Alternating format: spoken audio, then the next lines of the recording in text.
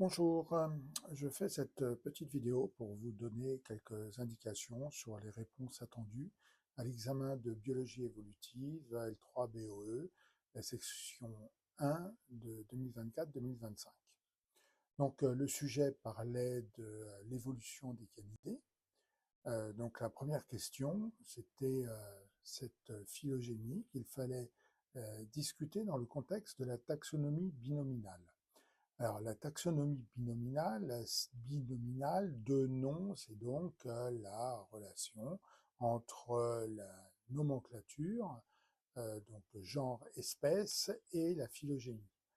Donc, à l'heure actuelle, on considère qu'on va uniquement utiliser des noms euh, qui correspondent à des groupes monophylétiques.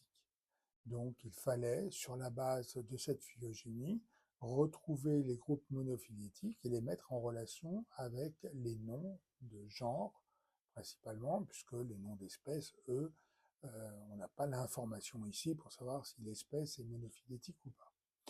Donc, ce que l'on voit, c'est que on a différents noms de genre, et ces noms de genre ne sont pas répartis euh, dans des groupes monophylétiques. Alors la première étape, c'était de d'abord discuter de cette phylogénie. Donc ici, on a une phylogénie des canidés qui n'est pas complète, on le verra sur la question 2.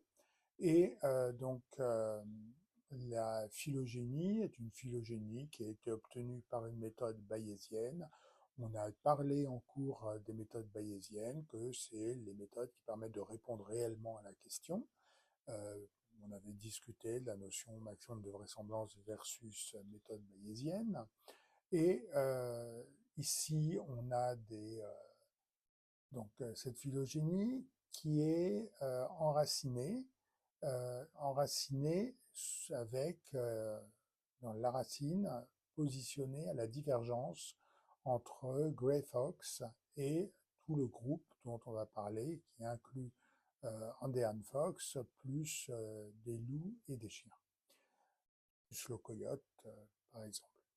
Euh, la méthode d'enracinement, on ne la connaît pas. Elle n'est pas, alors elle est décrite dans la publication, mais là, dans le sujet, elle n'est pas décrite. Donc, on ne peut pas savoir si c'est un enracinement en postulant que le renard gris est le groupe externe ou si on a utilisé une méthode basée sur le centre de gravité de l'arbre.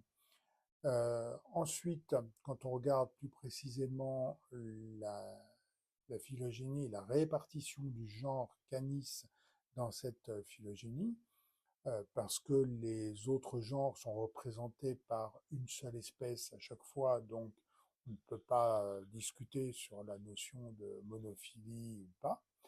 On se rend compte par contre que Canis est donc présent sous donc, le Canis dirus, Canis mesomelas, Canis adustrus. Ensuite, on a Canis simensis, Canis lupaster, Canis latrans, Canis lupus.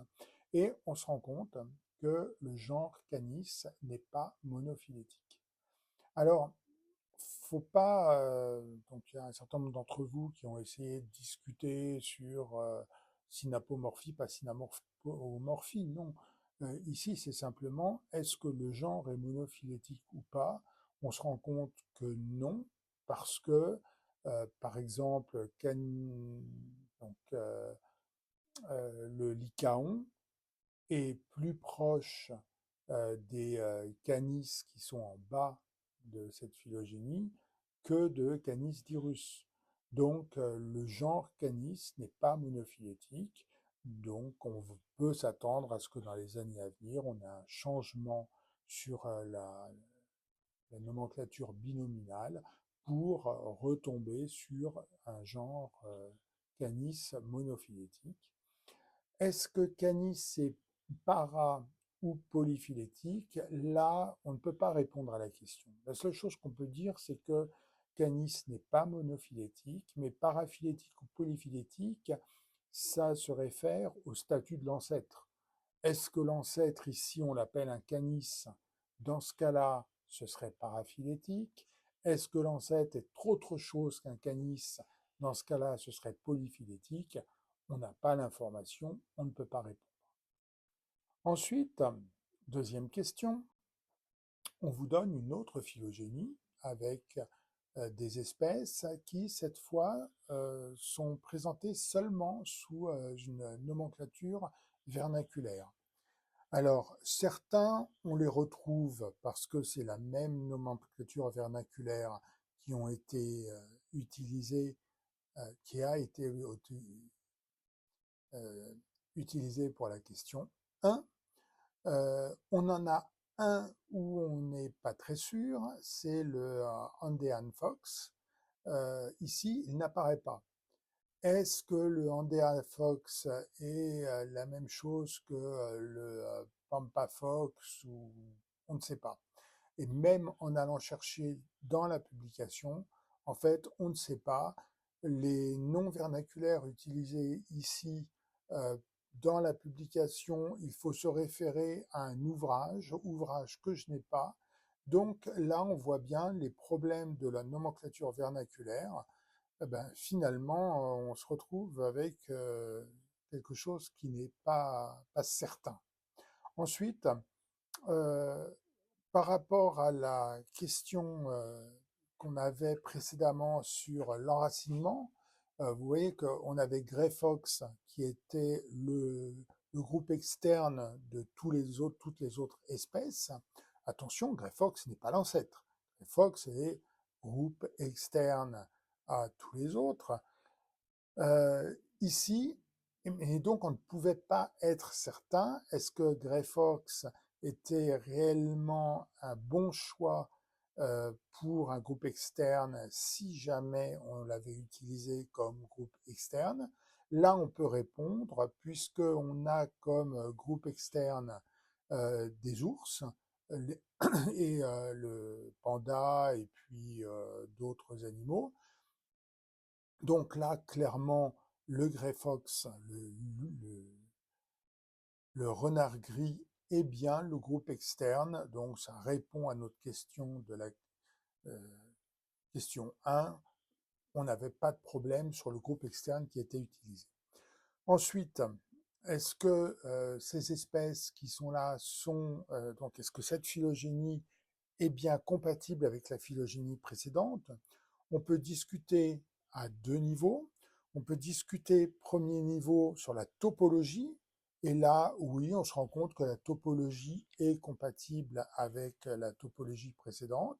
Ensuite, sur la longueur des branches, là, c'est beaucoup plus difficile à discuter. Donc, en gros, on peut dire qu'on n'a pas l'information pour discuter réellement de la longueur des branches, mais au moins la topologie entre cette phylogénie et la phylogénie précédente est compatible, et on a bien le renard gris qui est un groupe externe aux canidés qui nous intéressent, donc on n'avait pas de problème à ce niveau-là. Ensuite, on avait une question sur l'annonce par une société qu'ils ont recréé le loup sinistre, Canis dirus, et sur la base de 14 gènes modifiés avec 20 positions différentes entre le Canis lupus et Canis dirus. Dire qu'on a fait un 20, on a modifié 20 positions, clairement, et ça vous l'avez tous à peu près noté, on ne peut pas dire qu'on a recréé Canis dirus. Canis dirus est beaucoup plus différent que simplement 20 positions changées dans le génome. Donc là, ce qu'on a fait, c'est qu'on a créé finalement un, un OGM de loup gris, Canis lupus, dans lequel cet OGM inclut 20 positions qui le fait ressembler au loup sinistre, mais clairement, ça n'est pas un loup sinistre. On pouvait discuter aussi, un certain nombre d'entre vous l'ont fait, du fait que ces embryons ont été portés par des chiennes et l'imprégnation des, dans les voies génitales de la femelle, l'imprégnation existe, mais clairement, ça ne change pas le matériel génétique. Donc non, le loup sinistre n'a pas été désextinct. On a créé juste un loup gris avec 20 mutations. Ce qui est un très bel exploit d'un point de vue purement technique, mais ne résout pas du tout le problème de l'extinction des espèces. Et on terminait par cette information. Cette information nous montre, quand on travaille à l'échelle génomique, qu'il y a eu des échanges entre différentes espèces qui sont plus ou moins éloignées. On voit des échanges qui nous montrent que finalement, l'interstérilité n'est clairement pas aussi stricte que ce qu'on aimerait qu'elle soit dans une conception de l'espèce avec une interfécondité et une barrière entre espèces. Non, il faut voir plutôt cette notion d'espèce comme quelque chose de très fluctuant, et ça peut conduire à des erreurs dans les phylogénies, parce que là, ce qu'on voit, c'est des morceaux de génome qui ont été transportés d'une espèce à une autre. Si c'est cette partie du génome qui est analysée pour faire les phylogénies, ben on aura finalement, on retracera les événements de transfert interspécifiques plutôt que les relations évolutives entre espèces. Voilà. Et donc, bah, j'espère que ça vous aura aidé. Si malheureusement pour vous, vous êtes obligé de repasser en deuxième session. Et puis pour les autres, bah, voilà, ça vous dira pourquoi vous n'avez pas eu 20 sur 20. Bonne journée.